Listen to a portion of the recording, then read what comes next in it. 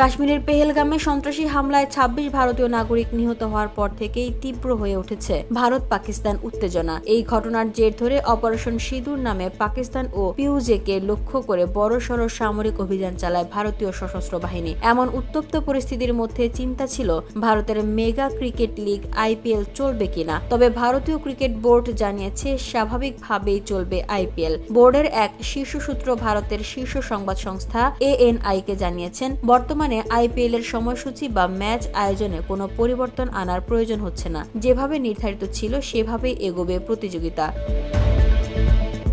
সর্বশেষ এই সামরিক অভিযানে ভারত বাহওয়ালপুর, মুরিদকে ও শিয়ালকোট সহ পাকিস্তানের 4টি এবং পিউজেকের 5টি টার্গেট ধ্বংস করেছে। লক্ষ্য ছিল জৈশ-ই-মোহাম্মদ ও লস্কর-ই-তৈয়বার শীর্ষ নেতারা। ভারতীয় সেনা, নৌ ও বিমান বাহিনী যৌথভাবে এই অভিযান সম্পন্ন করে। তবে যুদ্ধ পরিস্থিতি মাথাচাড়া দিলেও ইতিহাস বলছে IPL কে থামানো কঠিন।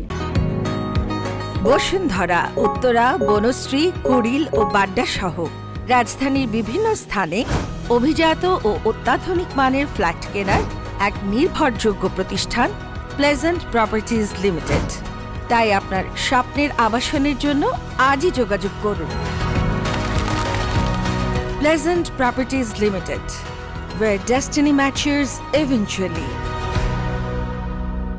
২০০৯ সালের লোকসভা নির্বাচনের কারণে এটি হয়েছিল দক্ষিণ আফ্রিকায়। ২০১৪তেও প্রথম ভাগ হয় সংযুক্ত আরব আমিরাতে। করোনা মহামারীর সময় ২০২০ ও ২০২১ সালে আবারও আমিরাতে সরিয়ে নিতে হয় IPL। তবে ২০২৩ সাল থেকে পুরোপুরি ভারতের মাটিতেই ফিরেছে জনপ্রিয় এই লিগ। সেই ধারা অব্যাহত রেখেই ২০২৫-এর আসরও এগিয়ে চলেছে পূর্ব নির্ধারিত সময়সূচি অনুযায়ী। এদিকে মঙ্গলবার রাতে মুম্বাইয়ের ওয়াংখেড়ে স্টেডিয়ামে জমজমাট ম্যাচে মুম্বাই ইন্ডিয়ান্সকে ৩ উইকেটে হারিয়েছে গুজরাট টাইটান্স। ১৫৬ রানের লক্ষ্য তাড়া করতে গিয়ে শুরুটা ভালো হলেও বৃষ্টির কারণে দুইবার খেলা থামে। শেষ ওভারে ১৫ রান দরকার ছিল গুজরাটের। রাহুল তেওটিয়া ও জেরাল্ড কোয়েটজির ব্যাটিংয়ে শেষ বলের রোমাঞ্চে জয় পায় গুজরাট। এই জয়ে ১১ ম্যাচে ৮ জয়ে ১৬ পয়েন্ট নিয়ে শীর্ষে আছে গুজরাট। ১২ ম্যাচে ১৪ পয়েন্ট নিয়ে চতুর্থ স্থানে মুম্বাই। তাদের ৬ ম্যাচের জয়ের ধারাও থেমে গেছে এই পরাজয়ে। VOD Bangla news desk.